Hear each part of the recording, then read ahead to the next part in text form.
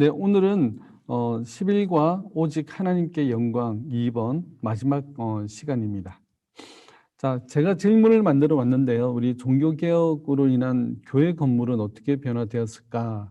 이런 궁금증들을 한 번씩은 가셔보지 않으셨을까요? 그래서 종교개혁 이전의 교회 건물과 이후의 교회 건물에는 차이점이 있는데 그 차이점이 어떠한지 우리 잠시 살펴보도록 하겠습니다. 종교개혁 이전의 교회를 보면 굉장히 화려하죠. 그리고 특징 중에 하나가 파리 노트르담 성당의 로즈 윈도우라고 있어요. 로즈 윈도우. 그저 동그랗게 생겼는데 꽃 모양으로 이렇게 해놨죠. 오른쪽에 보면 내부에서 보는 로즈 윈도우의 그런 모습입니다. 이 로즈 윈도우라는 그 이름은 누구를 지칭하냐면 마리아를 지칭합니다. 그래서 성당의 이 로즈 윈도우가 그 마리아를 뜻하는데 그 이유는 마리아를 통해서 하나님이 우리의 기도를 들으신다. 뭐 그런 의미가 여기에 담겨져 있죠. 그래서 잘못된 신앙으로 빠지기가 쉽습니다.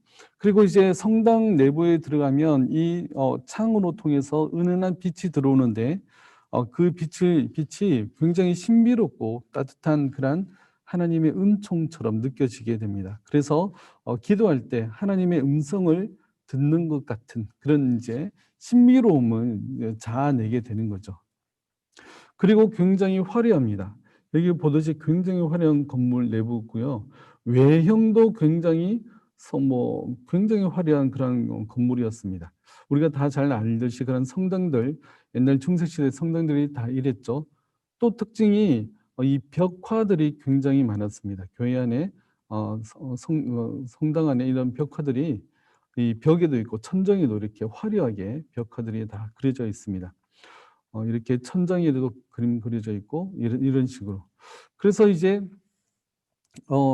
그 성도들이 이 성당 이 종교개혁 이전의 교회 건물 안에 들어오면 그런 이제 유물과 전시되어 있는 유물과 이런 벽화들을 보고 그 성인들을 두고 기도를 하게 되고 또 성모 마리아를 통해서 기도를 하게 되는 거죠. 이것은 이제 잘못된 신앙으로 나아가기가 쉽습니다.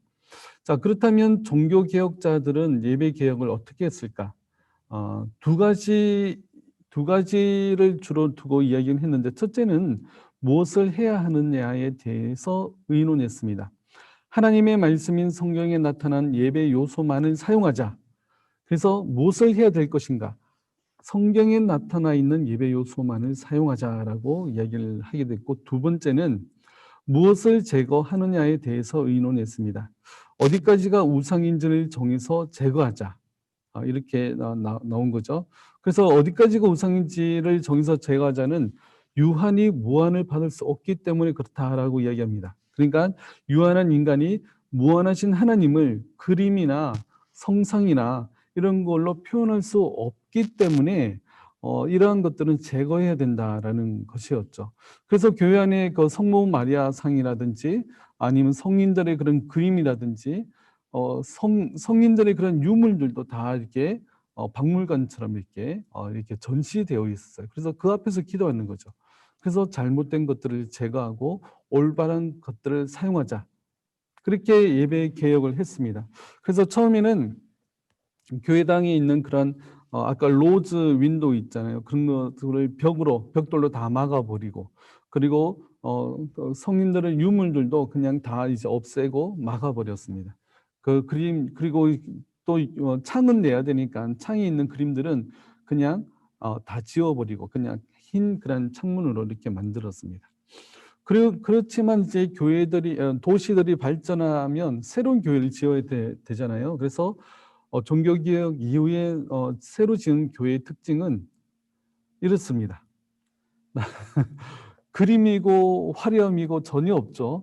그냥 삼면이 그냥 벽으로 돼 있고 또 성도들이 앉아서 예배드릴 수 있는 오늘날의 우리 교회들과 비슷한 장면입니다. 그리고 가운데 보면 단이 굉장히 높은데 옛날에는 마이크가 이렇게 개발되지 않았거든요. 그래서 높은 단에서 설교를 해야 뒤에 사람까지 들릴 수 있었기 때문에 단을 굉장히 높였습니다. 이렇게 단순한 그런 예배를 드렸고 예배 장소로서 사용했고 그 다음에 보면 또 다른 곳인데 여기 보면 그냥 동네 마을에 그냥 학교 같은 그런 느낌이에요. 왼쪽에 보면 흰색 기둥으로 종탑이 있어요. 그리고 이제 그냥 큰 집처럼 이렇게 되어 있고, 오른쪽에는 이 건물의 내부인데 저 앞쪽이 강단이고, 그다음에 넓은 이렇게 빈 그런 바닥에 그냥 간이 접이식 의자들, 이런 것들이 놓여져 있었어요.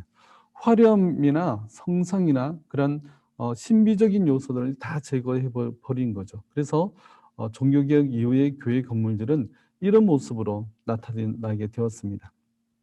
자, 그렇다면 이 사제들의 복장 문제는 어떻게 해야 될 것인가? 그래서 이 사제들의 복장 문제에 대해서도 말이 많았는데, 이런 사람들이 있었어요. 복이 좋으면 됐지. 복장은 개인의 자유야. 이렇게 이야기하는 사람들이 있는 반면에, 사제는 거룩한 옷을 입어야 된다. 이 당시 사제가 곧 이제 종교개혁 이후에 이제 목사의 역할을 하는 거죠. 목사가 되는 거죠. 그래서 사제는 거룩한 옷을 입어야 된다. 이렇게 주장하는 사람들도 있었습니다. 그런데 믿는 자와 하나님 사이에 자꾸 어떤 요소를 끼어들려고 하는 것들을 없애야 한다는 주장들도 마찬가지로 있었습니다. 그래서 이런 복장에 관한 논쟁이 있었습니다. 이거를 이제 네, 복장에 관한 논쟁들이 있었는데, 잠시만요. 복식 논쟁. 이것을 복식 논쟁이라고 합니다. 복장을 입는 문제에 대해서. 그래서 이 복장을 입는 문제가 왜 문제가 되었냐면, 이 당시에는 나라에서, 정부에서 그 종교개혁 이후에도 사제들은 복장을 입고 예배를 인도해야 된다. 이렇게 주장을 했던 거죠. 그래서 이제 이 후퍼라는 사람은 사제 복장을 거부하고 예배를 인도했다가 감옥에 가게 됩니다. 그래서 친구 동료들이 가서 이제 말리는 거죠. 지금 너무 과격하게 종교 개혁을 하려고 하지 않느냐. 그래서 우리가 조금 양보해야 되지 않느냐, 이렇게 이야기하면서 겨우 설교 때만 입는 조건으로 풀려나게 되었습니다. 그래서 이제 평상시에는 사제 복장을 입지 않고 설교 때만 입는 조건으로 이렇게 초기에는 이렇게 진행되어 오게 되었습니다. 오늘날은 어떨까요? 우리가 그 설교 강단에서 우리 설교 가운을 입는 문제, 그런 문제들은 어떻게 봐야 될까요? 그런 문제들은 포라의 관점으로 보시면 돼요. 포라는 것은요, 하나님이 명령하신 것도 아니고 성경에 하지 말라는 것도 아니기 때문에 죄가 되지 않는 그런 부분들, 그것들은 우리의 그런 자유에 맡겨졌습니다. 그래서 디아포라라고 해서 복장을 입는 문제가 죄가 된다라고 말할 수는 없어요. 잘못된 것이라고는 말할 수 없어요. 그러나 우리가 목사님들이 우리 예배할 때, 설교할 때 복장을 입는 문제는 조심해야 됩니다. 그래서 종교개혁 당시에 중세 이후에 종교개혁 그 당시에는 복장을 입지 않는, 특별한 그런 사제 복장을 입지 않는 것을 원칙으로 했습니다. 오늘날 우리 교회도 목사님이 성찬식이나 우리 세례식 베풀 때 우리 가운을 입죠. 그것도 크게 문제가 되는 것이 아니기 때문에 디아포라의 입장에서 바라보시면 됩니다. 이 당시 그 종교개혁 당시 복장이 문제가 되었던 것은 정부에서 강제했기 때문에 또한 문제가 되었던 거죠. 그러나 오늘날은 우리가 복장 입는 것은 크게 문제가 되지 않지만, 뭔가 하나님과 성도 사이에, 하나님과 하나님을 믿는 백성들 사이에 뭔가 이제 중보자처럼 그런 것처럼 여겨지게 만드는 것들은 우리가 과감하게 없앨 필요가 있습니다. 그렇기 때문에 설교할 때 제 생각에는 가운을 입지 않고 그냥 단정하게 양복 입고 하시면 좋겠다는 그런 생각이 듭니다. 네. 자, 여기에 대한 질문은 우리 끝에 가서 또 이제 질문하시면 좋겠습니다.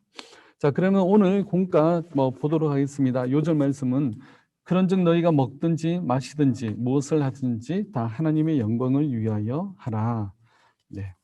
84쪽입니다. 자, 여는 이야기. 우리는 명예와 자존심이 상할 때 화를 냅니다. 하나님께서 모욕을 당하실 때 우리는 어떻게 반응합니까? 하나님의 이름이 모욕을 당할 때 우리는 어떻게 반응하는가? 왜 한 몇 년 전인가, 10년 전쯤 되나요? 이렇게 버스 광고판에도 하나님은 죽었다, 뭐 그런 식으로 이 광고판에 적어 다니는 그런 광고판도 있었고, 그렇게 하나님의 이름을 모욕하는 그런 일들이 지금도 오늘날도 분명히 있습니다. 그럴 때 우리가 어떻게 반응해야 될까? 우선 사무엘 상에 보면 다윗이 골리앗과 싸울 때 이런 이야기를 하죠.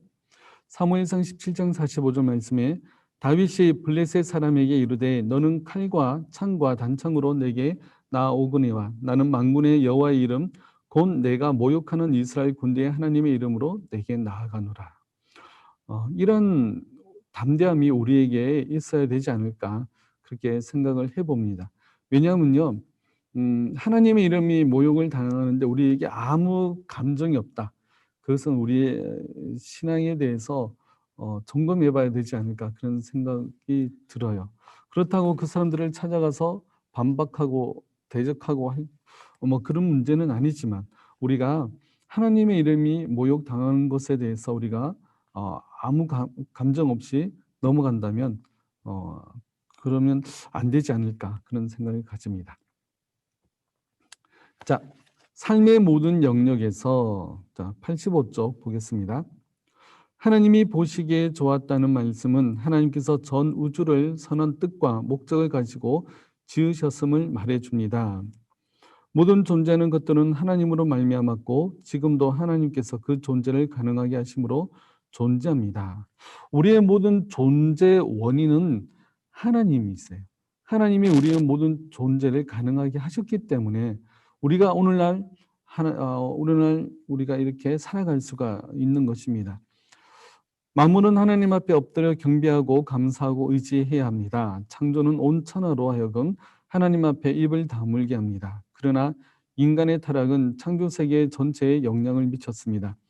인간의 죄는 개인적인 악과 범죄를 넘어 공동체와 세계 전체의 오염과 타락을 가져왔습니다. 하나님을 대적하여 바벨탑을 쌓는 반역을 행하다가 온 지면에 흩어지는 사건도 인간의 죄악이 세계로 확대되는 것을 말해줍니다. 네, 바로 2번 보겠습니다. 구속의 효력은 창조 세계 전체에 미칩니다. 골로새서 1장 17절에서 20절 말씀 조금 긴데 제가 읽어보겠습니다. 또한 그가 만물보다 먼저 계시고 만물이 그 안에 함께 섰느니라.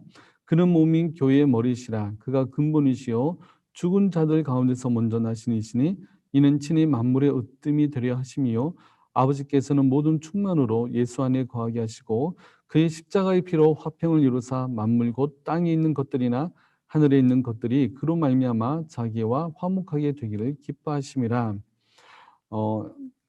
하나님께서 온 세상을 지으셨고 또 그 영향력은요, 온 세계에 다 이제 미치게 됩니다.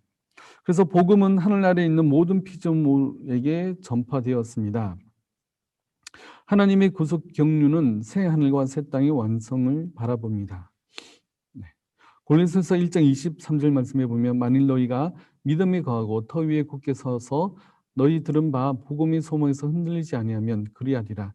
이 복음은 천하 만민에게 전파된 바요 나 바울은 이 복음의 일꾼이 되었노라. 네, 하나님의 이 복음은 온 땅 끝까지 전해지고 그리하여서 하나님이 선택한 모든 백성들이 주님께로 돌아오기까지 우리가 이 전파하는 일을 멈춰서는 안 될 것입니다. 그것이 바로 하나님의 목표이신 거죠. 하나님께서는 창조 세계의 회복을 목표로 하고 계시기 때문에 그리스도인의 삶의 방식이 분명해집니다. 우리는 삶의 모든 영역에서 하나님의 뜻을 나타내는 책임을 갖습니다. 우리는 먼저 자신의 죄를 회개하고 성결에 힘쓰며 예수를 닮아가야 합니다. 이것은 일상의 삶에서 하나님 나라의 가치가 발휘됨으로 나타납니다. 신자의 삶의 방식에서 하나님의 주권이 나타나야 합니다. 네, 하나님의 하나님 되심, 하나님의 주권이 언제 나타나야 되는가? 우리가 교회에 와서 예배 드릴 때만 나타나서는 안 되고요. 우리의 모든 삶 가운데서 이 하나님의 주권이 나타나야 되는 겁니다. 그렇게 하기 위해서는 우리가 모든 삶 가운데서 하나님의 하나님 되심을 우리가 증거하고 주장하고 또 그렇게 살아가는 우리들이 되어야 될 줄 압니다.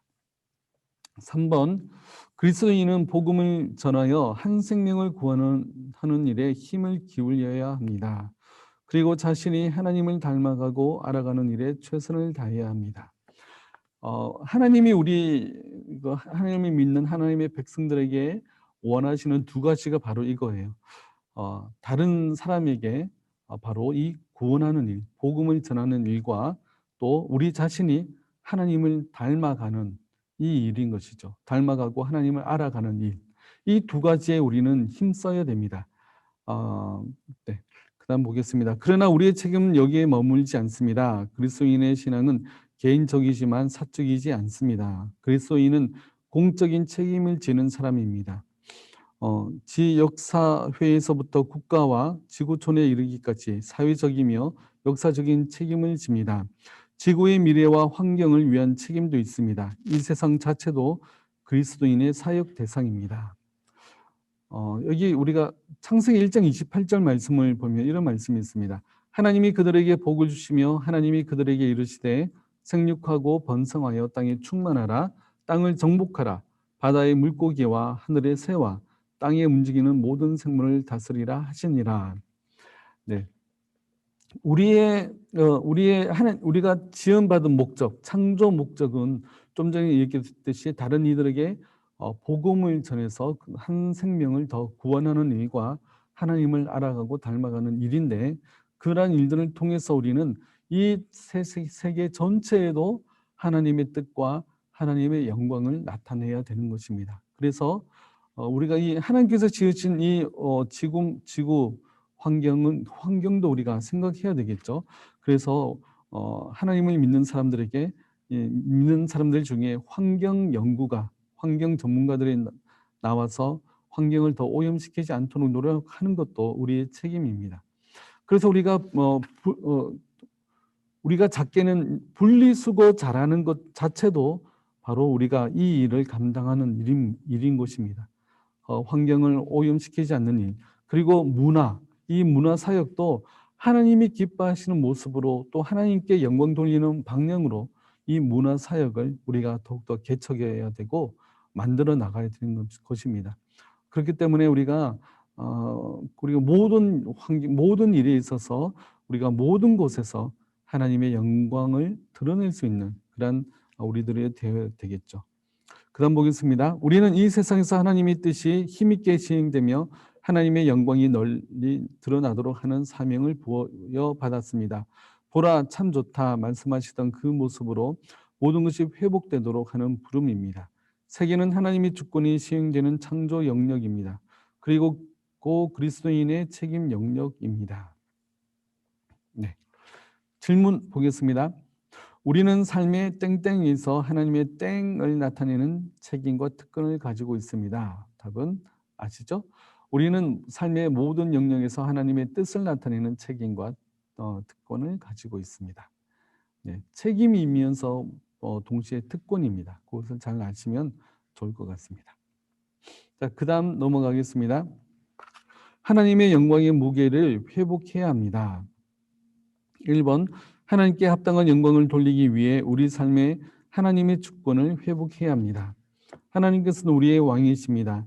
온 세상 만물의 주권자이십니다. 우리가 하나님의 절대적 결정과 통치를 무시하거나 왜곡한다면 하나님은 더 이상 우리에게 하나님이 되지 않으십니다.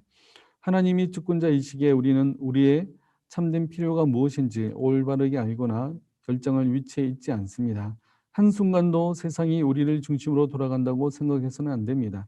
하나님의 통치 앞에 우리의 정직한 순종은 아름답고 명예로운 것입니다. 신자들의 책임 있는 순종과 거룩하게 자리를 지키는 노력을 통해 하나님의 하나님다우심을 더욱 빛나게 됩니다. 네, 우리가 이 세상 살아가면서 하나님의 말씀에 대한 순종, 그리고 우리에게 주어진 그러한 그 재능과 또 우리에게 주어진 그런 역할과 또 그런 위치에서 그 자리를 잘 지키면서 또 하나님의 하나님다우심을 드러내는 삶, 쉬운 삶은 아닌데 그렇게 우리는 그렇게 하도록 우리는 지음을 받은 자들입니다. 2번, 우리는 하나님의 거룩함을 회복해야 합니다. 하나님께서는 거룩하신 분이십니다. 그런데 우리는 하나님의 거룩함을 가볍게 여기고 있습니다. 하나님의 거룩함이 우리의 죄를 폭로하기에 그것을 좋아하지 않습니다. 자, 우리가 하나님의 말씀을 자꾸 우리가 내 말씀으로 자꾸 내 자신을 비춰보면 무엇이 드러나느냐 하면 나의 잘못과 나의 죄들이 자꾸 드러나는 거예요. 그래서 우리가 자꾸 하나님의 말씀 앞에 나아가기를 거부하고 하나님의 거룩함을 대하기를 두려워하는 거예요. 그래서 점점점 멀리 하려고 하는 마음이 있는데 우리가 그렇게 해서는 안 되겠죠. 하나님을 경외하지 못하고 다만 두려워하며 모든 노력을 동원해서 이런 고통스러운 감정을 피하려고 합니다. 거룩하신 하나님을 회피함으로 우리의 예배는 경외감을 잃어버렸습니다. 자기 필요와 만족을 채우는 시간으로 변질되었습니다. 하나님의 말씀은 더 이상 명령이 아닌 것이 되었습니다. 그 결과 교회는 도덕적인 권위를 잃게 되었습니다. 우리는 하나님이 얼마나 거룩하신 분이신지를 알아야 합니다. 거룩하신 하나님께서 우리와 함께 하셔서 교회인 우리의 거룩함을 이루어 내시기를 기도합시다. 많은 성도님들이 좋은 이야기를 해주기를 바래요. 설교 시간에 내가 듣고 좋은 얘기를 해주기만을 바래서 그래서 많은 목사님들이 좋은 이야기만 하는 그런 설교들이 많습니다. 그러나 그것은 어떻게 보면 잘못된 모습인 거죠. 왜냐하면 우리가 하나님의 말씀을 통해서 우리의 잘못과 우리의 죄들을 발견하고 더욱더 하나님 앞에 겸손함으로 나아가야 되는데 사람들이 듣기 좋은 이야기만 하다 보니까 예배가 그냥 도덕적인 그런 가마로만 끝나버리게 되는 겁니다. 교회는 그렇게 해서는 안 되겠죠. 하나님의 말씀을 하나님의 말씀으로 증거해야 됩니다. 그 일을 위해서 우리 목회자들이 더욱더 많이 노력해야 될 줄 압니다. 자, 3번, 우리는 하나님의 지혜를 신뢰하고 그 지혜 앞에 겸손해야 합니다. 하나님께서는 지혜로운 분이십니다. 지혜는 우리가 무엇을 해야 하는지 알게 하고 그 목표를 향하게 합니다. 우리는 하나님께서 우리보다 더 능력이 있다는 것을 기꺼이 인정하지만 우리보다 지혜롭다는 사실은 받아들이려고 하지 않습니다. 한 치 앞도 내다볼 수 없으면서도 자기 지혜를 믿고 자랑하면서 마음대로 결정하려고 합니다. 그러나 성령 하나님께서는 우리에게 지혜를 주시고 하나님을 알게 하시며 하나님의 영광을 위한 삶을 살아가게 하십니다. 그러므로 우리는 열심히 그리고 지속적으로 성경 말씀에서 하나님의 지혜를 구해야 합니다. 네, 하나님의 말씀에 순종하는 것, 그것이 좀 힘들기도 하고 어렵기도 합니다. 그러나 하나님은 말씀하시기를 우리에게 가장 좋은 것이 바로 하나님의 말씀에 순종하는 것이다라고 설명하고 계세요. 그렇기 때문에 우리가 하나님의 말씀에 순종하고 하나님의 말씀대로 따라 살려고 하는 것이 나 자신에게도 우리에게도 가장 좋은 일입니다. 그러나 이 하나님의 지혜를 우리가 믿지 못하고 또 하나님의 지혜를 의심할 때가 많죠. 또 기도했더니 하나님께서 내 기도도 안 들어주시더라 하면서 그렇게 이야기하기도 합니다. 그런 부분에 있어서 우리가 하나님의 전능하심과 하나님의 지혜로우심을 우리가 인정하고 하나님이 하시는 그 모든 일에 하나님께서는 가장 좋은 것으로 가장 선한 것으로 행하신다는 사실을 기억하고 우리가 그 말씀을 믿고 신뢰하며 나가야 될 줄 압니다. 질문 보겠습니다. 우리가 하나님의 거룩하심을 좋아하지 않는 이유는 무엇입니까? 좀 전에 설명했죠? 하나님의 거룩이 우리의 죄를 지적하기 때문에 그렇습니다. 자꾸 하나님의 거룩하심이 하나님의 의로우심이 우리의 죄를 지적하기 때문에 우리가 하나님의 거룩하심을 좋아하지 않는 경우가 많습니다. 3번, 우리는 하나님의 지혜를 땡땡하고 그 지혜 앞에 땡땡해져야 합니다. 네, 다 알죠? 우리는 하나님의 지혜를 신뢰하고 그 지혜 앞에 겸손해져야 합니다. 네. 개혁된 교회는 항상 개혁되어야 합니다. 1번, 왜곡되고 흐트러진 하나님에 대한 지식과 무너지고 있는 교회를 회복하시기 위해 하나님께서 특별한 은혜를 베푸셨습니다. 하나님께서 종교개혁을 통해 하나님의 사람들을 부르시고 사용하셔서 하나님에 대한 지식을 다시 정돈하시고 교회를 바르게 세우셨습니다. 이 종교개혁을 통해서 그 로마 카톨릭이 잘못된 그런 신앙의 방향들을 하나님께서는 바로 잡으셨습니다. 그 예수님 이후로 1500년이나 되는 긴 시간 동안에 점점 왜곡되고 잘못된 신앙으로 흐르게 되었죠. 그래서 하나님께서는 이 종교개혁을 일으키시고 그리고 종교개혁을 통해서 다시 초대교회로 돌아가게 하시고 바른 하나님을 예배할 수 있도록 해 주셨습니다.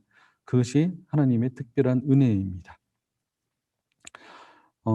저마다 스스로 옳다고 외치는 지금 우리는 하나님의 애타는 마음과 열심을 기억하고 정돈시켜 주신 고백으로 우리의 믿음을 돌이켜야 합니다.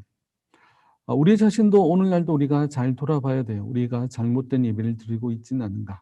우리가 잘못된 신앙생활을 하고 있지 않는가? 우리 자신을 우리는 매 순간 잘 살펴봐야 됩니다. 우리는 이미 개혁된 교회입니다. 개혁됐다는 것은 성경에 따라 교리가 정돈되었다는 것을 의미합니다.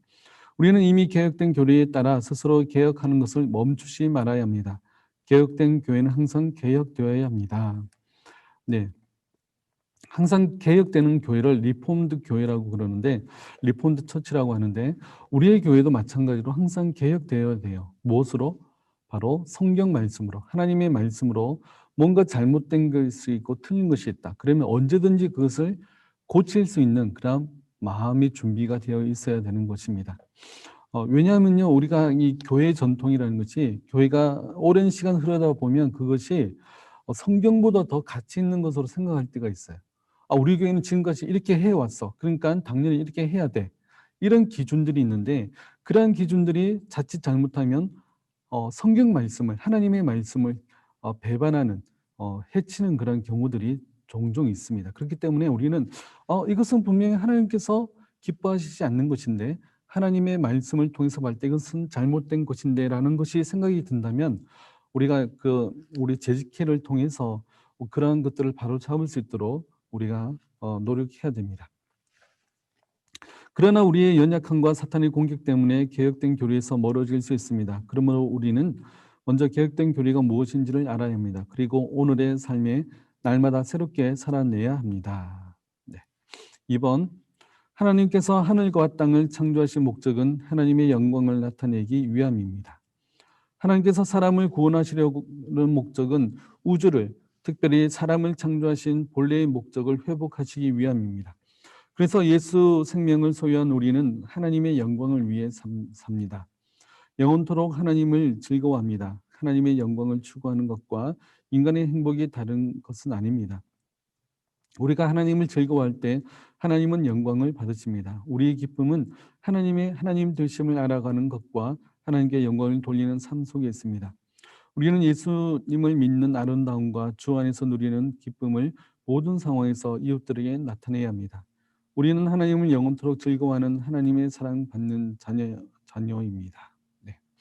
하나님께서는 하늘과 땅을 창조하신 그 목적, 바로 하나님의 영광을 나타내기 위함이라는 사실을 잘 우리가 기억하고 우리가 있는 위치에서 우리가 하나님께서 허락해 주신 가정 안에서, 직장 안에서, 또 우리가 어디 나가는 어떠한 모임들 안에서 우리는 하나님의 영광을 나타내도록 우리는 노력해야 됩니다. 3번, 우리는 하나님 나라의 종말론적인 완성을 바라보면서 주일에 교회에 모여 삼위일체 하나님을 예배합니다. 교회의 일에 동참합니다. 하나님께 영광을 돌리는 것과 하나님을 예배한다는 말은 같은 말입니다. 예배는 하나님께서 우리를 위해 일하시는 시간입니다. 우리는 설교를 통해 말씀하시는 하나님의 음성을 듣고 합당한 영광을 돌려야 합니다. 주일을 거룩하게 지키는 것은 믿음의 선진들에게 물려받은 우리의 아름다운 신앙 유산입니다. 뿐만 아니라 하나님께서 성도 각자에게 주신 삶의 자리에서 예배자로 살아갑니다. 우리가 거룩한 예배를 드리고 예배자로 살아갈 때 우리를 통하여 하나님의 나라는 아름답게 세워지고 궁극적으로 완성될 것입니다.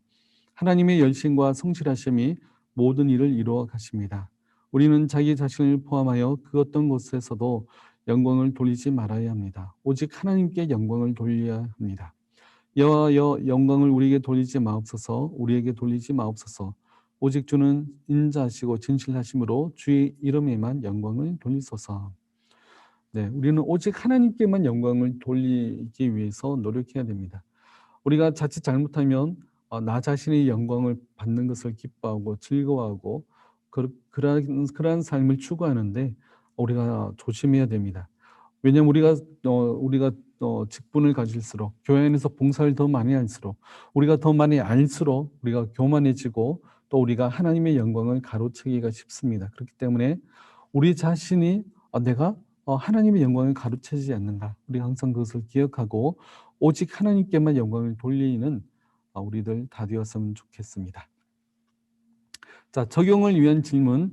하나님께서 온 창조 세계를 회복하시려고 하시는 일에 우리는 어떻게 쓰임을 받아야 할까요? 자, 어떤 일을 해야 우리가 하나님의 창조 세계를 회복할 수 있을까요? 라는 그런 질문인데요. 우리가 좀 앞에 살펴봤죠. 한번 생각해 보시기 바랍니다. 우리 각자가 생각해 보시면서 어떻게 해야 하나님의 창조 세계를 회복할 수 있을까?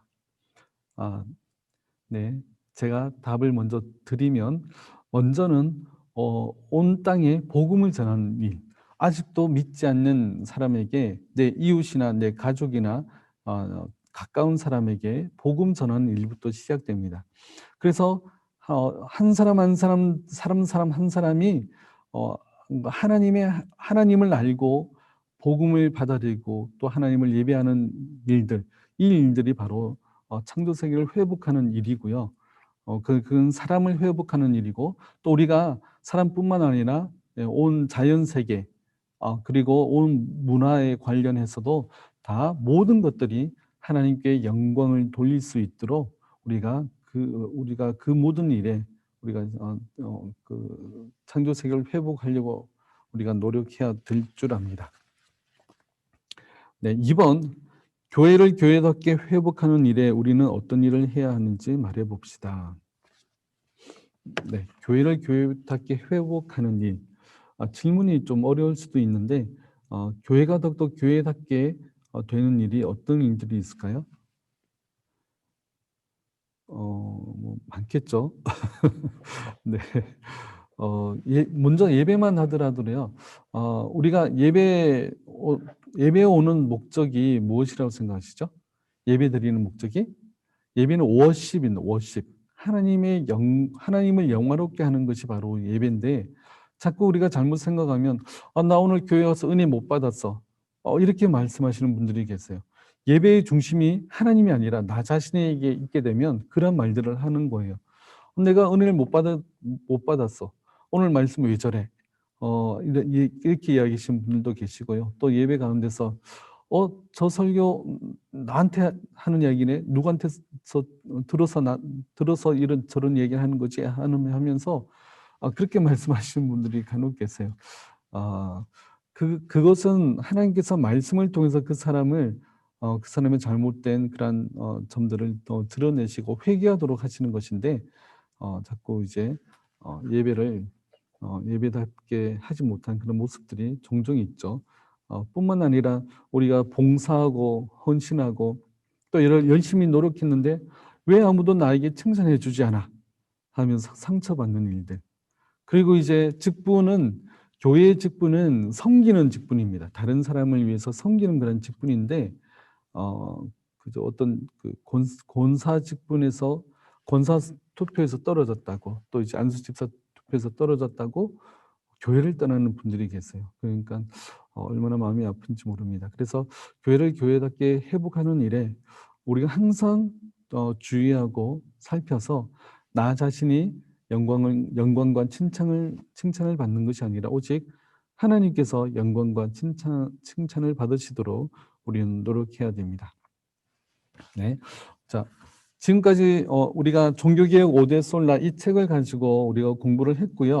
그리고 이제 참고 자료는 바로 이 특강 종교개혁사 그 흑곰북수에서 나온 책입니다. 이 책을 많이 참고했습니다. 그래서 이 책 안에 보면 여러 가지 그림이라든지 이미지들 그리고 굉장히 재미있게 이렇게 설명이 잘 되어 있습니다. 그래서 종교개혁에 대해서 좀 더 알고 싶다 그러면 이 특강 종교개혁사를 사서 보시면 또 많은 도움이 되리라고 봅니다. 네, 지금까지 우리 그 종교개혁 오데솔라와 함께 해주신 여러분들에게 정말 감사드리고 감사드리고 제가 기도하고 마치도록 하겠습니다. 기도하겠습니다. 사랑의 하나님 감사합니다. 지금까지 11주 동안 함께하여 주시고 은혜 주심에 감사드립니다. 하나님 종교개혁 오데솔라를 통하여서 종교개혁 당시에 그러한 바른 의미와 바른 생각들을 우리가 잠시 살펴보았습니다. 하나님 오늘날도 우리가 우리 자신을 다시금 개혁하고 정말 하나님이 기뻐하시는 모습으로 나아갈 수 있도록 주님 도와주시옵소서.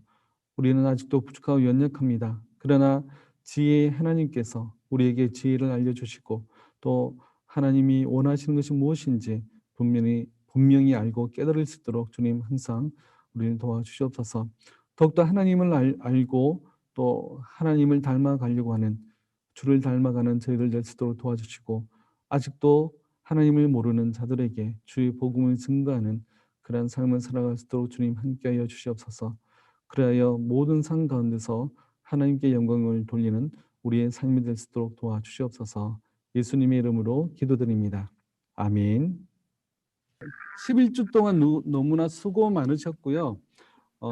그 소감 어땠는지 우리 종교개혁 오데솔라 하면서 어땠는지 한마디만 해주시면 제가 다음 학기 또 성경 공부할 때 많이 참고가 되고 도움이 됩니다. 그래서 제가 이런 부분은 좀 못했다. 실력이 형편없더라 이런 말씀하셔도 되고요. 그러니까 제가 저의 발전도 있으니까 우리 네, 우리 가나다 순에서 우리 순으로 물어보겠습니다. 우리 간단하게 한마디씩만 해주세요. 우리 고민정 집사님. 딱 좋았어요. 너무 좋은데. 다시 한번 설명해 주시니까 귀에 쏙쏙 잘 들어왔어요. 네, 감사합니다. 네, 우리 김혜윤 집사님. 네, 목사님이 되게 쉽고 정확하게 잘 말씀해 주셔서 너무 좋았고요. 제 목소리 들리나요? 잘 들립니다. 네. 아, 네. 네, 가끔 질문을 시키셔서 긴장되긴 했지만 한 학기 동안 재밌었습니다. 감사합니다. 네, 감사합니다. 네, 박재희 집사님.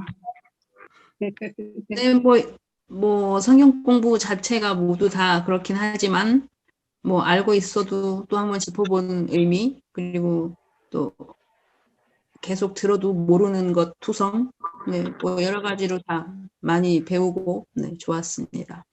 네, 감사합니다. 우리 손현선 집사님. 네, 저도 이렇게 몰랐던 부분도 알게 되고 다 좋은 시간이었습니다. 목사님이 잘 강의해 주셔서 감사합니다. 네, 감사합니다. 우리 유원선 권사님. 예, 저는 교재가 또 마음에 들어요. 그래서 제가 이 성경 공부가 끝나고도 그 다음 또 텀이 있잖아요. 가방에 넣어서 표시를 좀 잘 해놨거든요. 네. 요런 거 보이시나요? 이 표시를 좀 잘 해놔서 예, 제가 요점으로 이렇게 차 안이나 버스나 그런 데서 잘 들을 수 있을 것 같아요. 다시 네. 한번 생각할 수 있어요. 네, 감사합니다. 네, 감사합니다. 네, 이신혜 집사님. 네, 저는 경품 추첨이 많이 기억에 남을 것 같고요. 네, 그리고 저도 이거 좀 쉽다고 생각을 했는데 딱 제목만 봐서 쉽다고 생각했는데 또 이렇게 해보니까 결코 또 적용되는 질문들이 좀 많이 어려웠던 것 같은데 그래도 한번 이렇게 짚고 가니까 네, 좋았던 시간이었습니다. 네, 감사합니다. 우리 장완교 집사님. 네. 저 그 오데솔라 책자 이 책자도 너무 새로 왔어요. 저한테는 이런 오데솔라에 대해서 진짜 저는 아무것도 모르고 있었었는데 이번 교육을 통해 가지고 이거를 확실하게 알았고 또 이 교재 나가기 전에 목사님께서 그 종교교육에 대한 역사를 이렇게 말씀해 주신 거가 너무너무 좋았어요. 그 새로운 걸 많이 배운 것 같아요. 감사합니다. 네, 감사합니다. 네, 조혜영 권사님. 네, 저도 알고 있었던 것도 이렇게 다시 복습하게 된 것도 좋고요. 적용하게 되는 것도 좋고, 그다음에 몰랐던 것들을 또 이렇게 알게 되어서 너무 감사하고요. 11주 동안 목사님께서 이렇게 추우신 데서 이렇게 저희들을 위해서 강의를 해주셔서 너무나 감사드립니다. 저희들은 이렇게 편하게 집에서 난로 켜놓고 편하게 있는데 목사님 너무 추우신 것 같아요. 그럼에도 불구하시고 이렇게 열심히 강의해 주셔서 너무나 감사드립니다. 네, 감사합니다. 참고로 누가 선물해 주셔서 발이 따뜻하게 있습니다. 이 병풍 히터를 선물해 주셔가지고 발은 따뜻합니다. 네. 하은정 권사님. 네, 너무 목사님께서 또 설명을 잘해 주셨고요. 또 너무 강의를 잘해 주셔서 감사하고요. 또 집에서 이렇게 성경 공부를 할 수 있었던 부분이 너무 좋았습니다. 감사드립니다. 네, 감사합니다. 네, 하여튼 하은정 권사님 감사합니다. 우리 한배희 집사님. 네, 목사님 그동안 수고 많으셨고요. 어떠한 주제로 공부할 때 좀 교재에 있는 거 말고 좀 폭넓게 이렇게 좀 짚어서 해주셨으면 참 좋겠습니다. 네, 감사합니다. 이번에 폭넓게 하려고 노력은 했는데